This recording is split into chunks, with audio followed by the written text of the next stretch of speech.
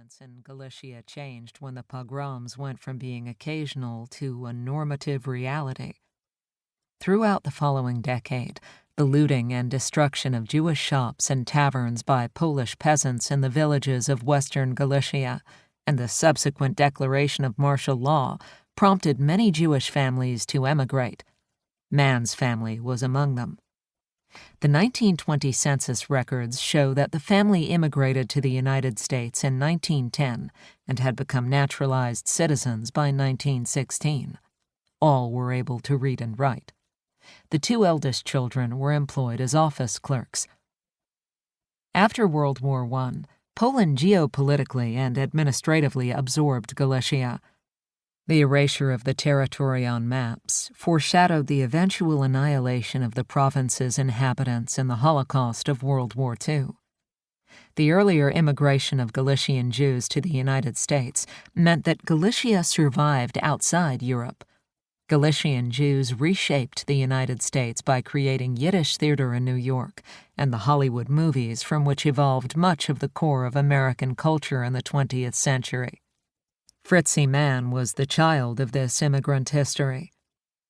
Her family did not settle in New York City, as so many other Jewish immigrants did. Instead, they moved across the continent to the mountains of Colorado. After the death of Mann's father, and faced with her sister's continued failing health due to tuberculosis, they eventually resettled in San Diego. By 1922, the last year of her life, Fritzie Mann was appearing throughout the city. Her dance performances were her own creation, but they were inspired by the popular film showing in the movie palace where she worked. She would meet up with her boyfriends at the U.S. Grant Hotel downtown and go for car rides out to the beach or to Tijuana. She would make up stories about having friends in Hollywood and a movie contract. Mann chased freedom and fame. Her freedom ended with her pregnancy. Her murder brought the fame. Can the death of a single woman help us in the early 21st century understand the salient contradictions of the Jazz Age? Perhaps it can, but not if we try to understand Mann's life through biography or separate her life and death from the media and judicial circus that unfolded in its aftermath. The story of Fritzie Mann is not just about a young woman attempting to claim her identity.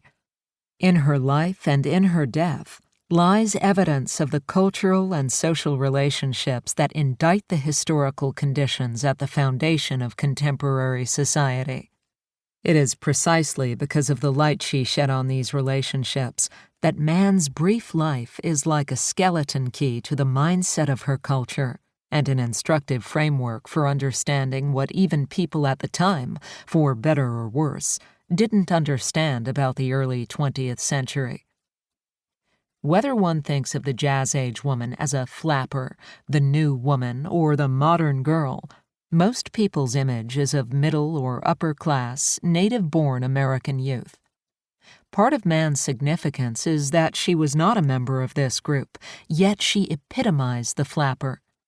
Her family lived in a German-speaking immigrant community in San Diego. She was not wealthy. Though she had a high school education, college and the smart set life were not possibilities for her, because she could not afford to compete for status as defined by class or consumer goods. Instead, like a true flapper, she focused on transforming her body into a canvas, a commodity, and eventually a persona that could compete. Mann's choices suggest that the flapper was not a product of mass culture. Rather, her greatness derived from her carefully cultivated aesthetics of self-invention. According to Zelda Fitzgerald, the flapper flirted because it was fun to flirt. She covered her face with powder and paint because she didn't need it. She was conscious that the things she did were the things she had always wanted to do. Most of all, she believed she had a right to experiment with herself as a transient, poignant figure who will be dead tomorrow. Like other flappers, Fritzie Mann turned herself into her own work of art. She was young, she was lovely, she was calculating, she was intentionally shocking.